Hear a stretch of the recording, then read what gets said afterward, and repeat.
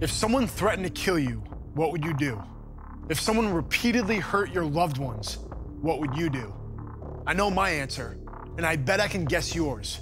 But if you're Barack Obama or Hillary Clinton, the answer is appeasement. That's the Obama and Clinton doctrine. Put the feelings of radical Islamic terrorists and the lone wolves they inspire above the security of our country. Screw political correctness. While people like Obama and Clinton sipped cocktails with their friends in the media, Americans died. And how have they responded to radical Islamic terror attacks? During their first year as President and Secretary of State, a self-described Islamic extremist massacred 13 American soldiers at Fort Hood and injured more than 30 others. He shouted Allah Akbar while killing these brave Americans. The Obama-Clinton administration responded by refusing to label the attack as an act of terrorism and instead called it workplace violence. At the heart of what has outraged Munley and other Fort Hood victims and led them to file this lawsuit is the military's decision not to award Purple Hearts and its insistence on calling the shooting workplace violence, despite Major Hassan's documented communications with al-Qaeda leader Anwar al-Awlaki, who has since been killed in a U.S. drone strike. As a veteran, let me say this. Killing American soldiers is not an act of workplace violence. It's an act of war and should be handled as one.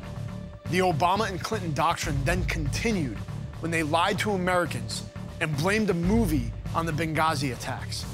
We've seen rage and violence directed at American embassies over an awful internet video that we had nothing to do with.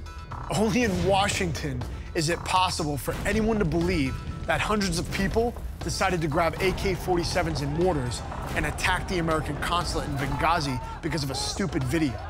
And of course, they go after people like me for telling the truth.